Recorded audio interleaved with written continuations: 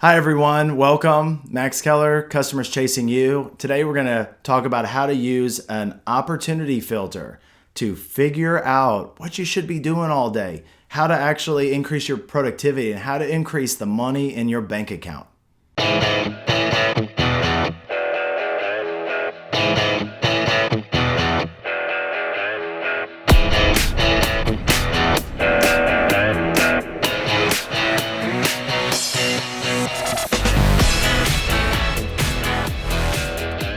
Y'all ready?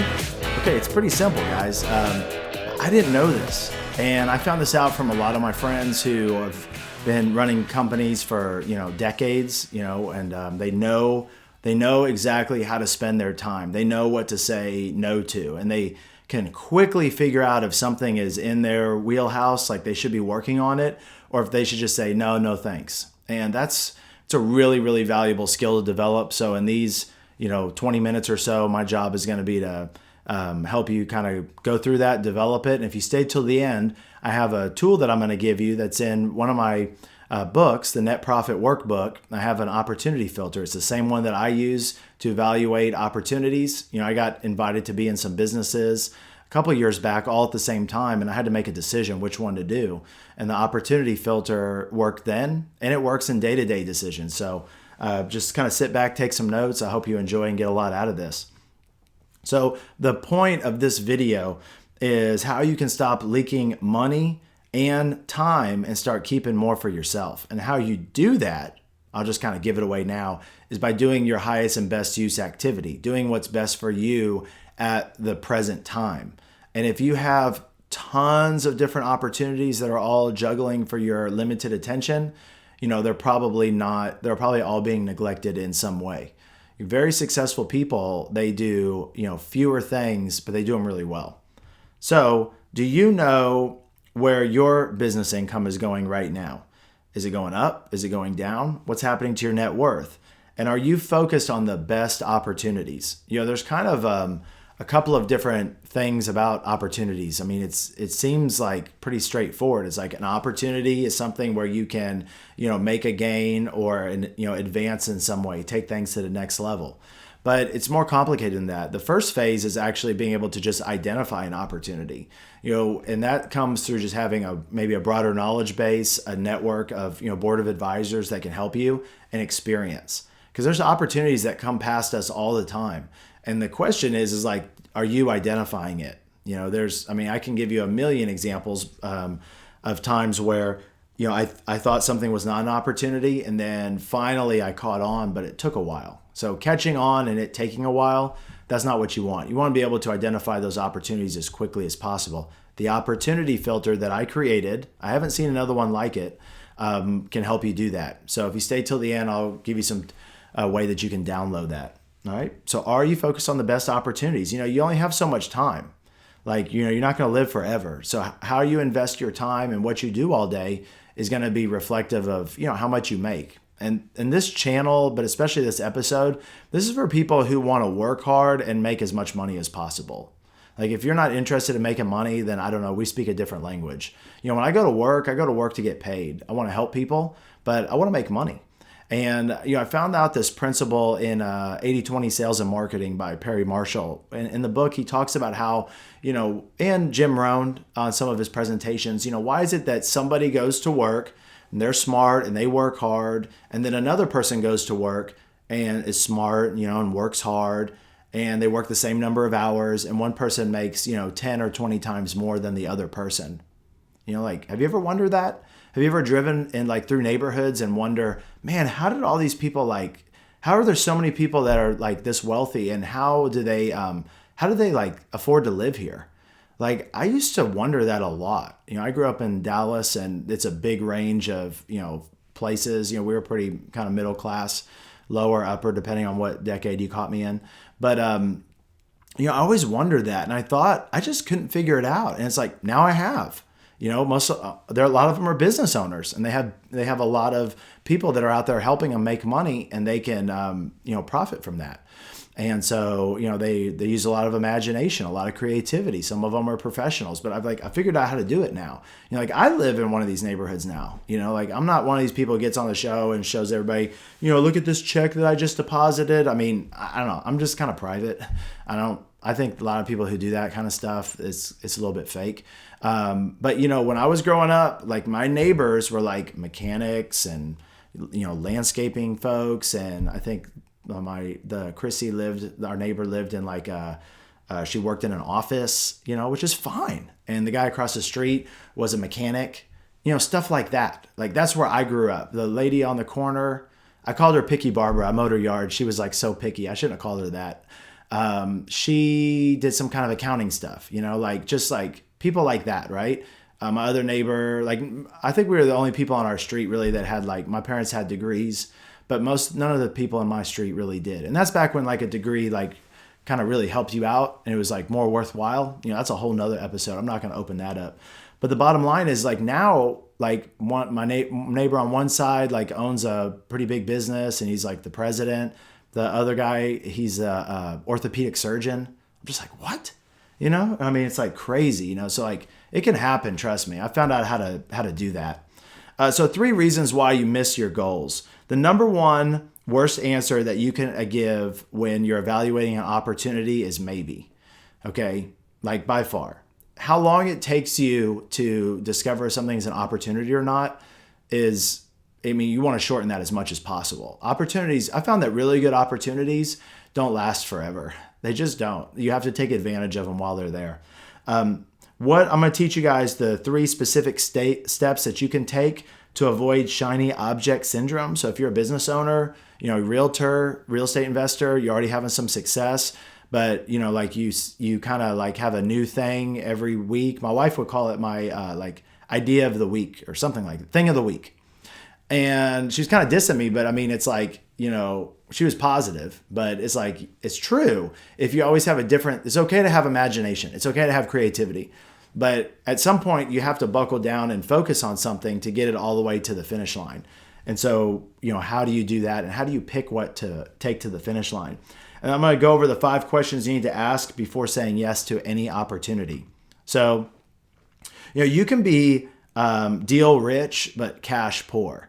You can have a lot of business coming in. Your opportunity may look really good, but if you're not evaluating all the components of it, that's where you can really make a mistake. And you could go down a rabbit hole for 2-3 years and then realize, man, this business sucks to begin with.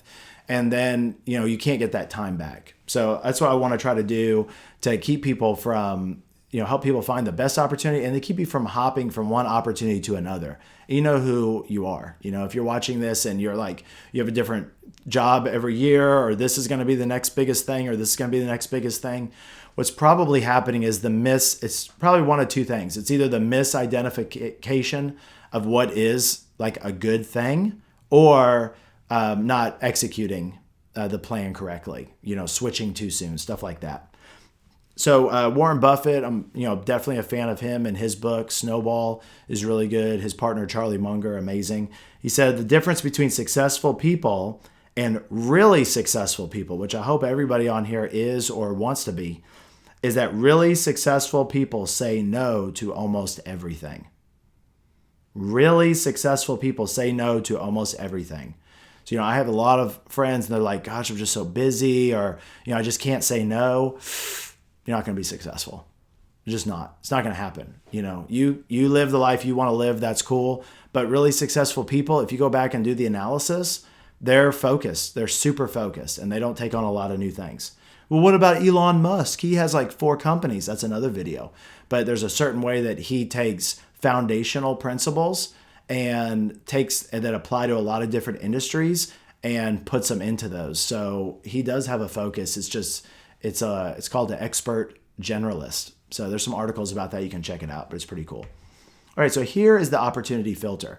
So this is how it works. Somebody gives you an opportunity and you either think it's an opportunity or you're not sure if it's an opportunity. Okay. One of those. So you're not sure if it is, or you're pretty sure it is, but you're not sure if you should do it. Those are kind of the 2 big questions that this opportunity filter is going to help you with. And it's really simple. This is the one I use. So anytime somebody says, hey, do you want to do this? Or I've thought about this, or what do you think of this? When I apply it to if it's a good fit for me, these are the questions that I ask. Does this opportunity, drum roll, make more money? Does it take less of my time? Okay. So number one, does it make more money? Number two, does it take less of my time? Number three, does it use less of my team's time? Number four, does it have lower taxes long term? Got to think about that. Number five, does it include recurring revenue that's monthly, like a subscription revenue model? Does it contain more control of business risk? That's important. Does it have a larger scale? I noticed huge differences when I went from local scale to national scale opportunities. Huge differences. I'm going to talk about each one. Does it seem more enjoyable? We want to have fun when we're at work, otherwise we're not going to want to put the hours in and the dedication it takes. Does it have more leverage? And that's time leverage, money leverage, energy leverage. There's a lot of different kinds of leverage. It's not just financial. And does it contain less legal risk? Which is kind of like business risk, but it's important, so you put it in there twice. Okay. So you use the filter to identify, if something that comes across your way is going to be able to replace something else that you're doing. If it's truly worth your time or your team's time. What Grant Cardone says is sometimes you do need to eliminate good opportunities to get to the best opportunities. You need to prioritize your goals and disregard anything that's not on the top of your list. I think Warren Buffett has something called the 25-5 rule. So you list your 25 goals that you want to do for the rest of your life. And then you circle what the most important 5 are. And then I think you write those on a separate sheet of paper. So you have the top 5 out of your 25. And then I think how the story goes is Warren takes the list of 25 and just throws them away. He says, don't even think about those until you complete all 5 of these. That's the kind of focus. That's the kind of mindset. If you have 22 different open projects, it's just what you're doing is not going to get you to where I'm trying to go and where a lot of people here on the channel are trying to go. When you think about risks associated with an opportunity, try to think cause and effect, because each risk will have further down the line effects for all levels of your business. So when you're looking at an opportunity, you can't think just right now. It's okay, if I do this opportunity, how is it going to affect other things, other parts of my life? What's it going to look like in the future too? So it's kind of like a giant chess match. So I'm going to kind of teach you how to install this. I'm going to go over each question briefly. So make more money. So that's pretty simple. We're just talking about, you could take it one of two ways. Either top line revenue is, of course, that's important, but what we're doing this for is the profit, right? The bottom line number on your profit and loss statement. So does this opportunity have more profit potential? That's number one. Number two, less of my time. You only have so much of it. Some businesses are just if you're trying to become, a world-class painter, you have to do the painting, if it's your painting. So it doesn't have a lot of time leverage. There might be a different opportunity to where you can start I don't know much about painting, so I shouldn't use that example. But that's the key, is less of your time. Okay, if the new opportunity takes more of your time or all of it, and there's not much time leverage, might not be where you want to go. Less of your team's time. I found out I have a team, obviously, for my companies, and they still only have so much time, and I can't just bombard them. One of the things that when I started going through the EOS model was, I was getting into a bad habit, incorrectly, of adding a bunch of little mini projects and little mini research things to my team. And then I found out they had 50 of these on their plate. And I was ooh, they're not getting the stuff done that goes to our most important goals. So I didn't throw those away. I just put them on a separate list and I just said no for now. So your team's time, you can hire more people, but in the right now, these are the people that we have. Lower taxes. So, I find that in my example, when I went from being a full-time math teacher to being a full-time real estate investor, my income went up times 10. So the last thing on my mind was taxes, because I was just so excited to be making more money until I got the tax bill. And then I started going, if I do this, I have a 33% silent partner, the US government, and that's a lot of money going out the door. So what's the best way that I can structure businesses, investments to where I can take advantage of capital gains taxes, where I can defer the taxes, through like my self-directed IRA. So those kind of conversations start to happen. What mystifies me is like, there's an order to everything. You didn't go from being a baby to like 6 feet tall, in 2 days. Like there was a progression.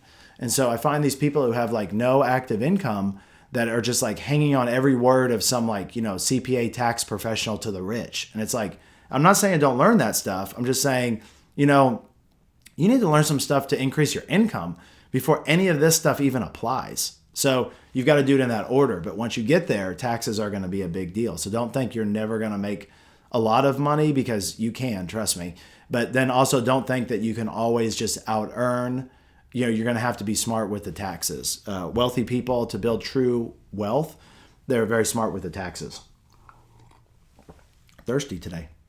Okay, I think we're at like number 5. Include recurring revenue. If you've seen my videos on how to add passive income, how to add a subscription model to your business, this is absolutely crucial. You want to check that out for sure. There's some really good books on it, of course, but recurring revenue, at least having a percentage of your business at the beginning of the month, knowing that a certain amount's coming in, is huge. Business risk. We don't think about getting sued, but what is our true liability? Different businesses have different levels of liability. If you're not sure, just talk to an attorney or an insurance agent. They know who's getting sued. Okay, they know who's filing claims, and you can kind of evaluate that. Have a larger scale. This is my favorite one. I think it's just my personality, is I just like scale. When I was flipping homes in DFW, I wanted to do more homes. That I didn't feel like the houses for the prices I wanted to pay were there. So I started to expand in other markets. I started flipping in 2 markets in Oklahoma. So I was flipping in 3 markets total in 2 states. And, but it was like, it was much harder, much harder to do that and have that operation, especially for the kind of houses. Mine were pretty custom remodels, and, they weren't homogeneous, and single family homes vary a lot.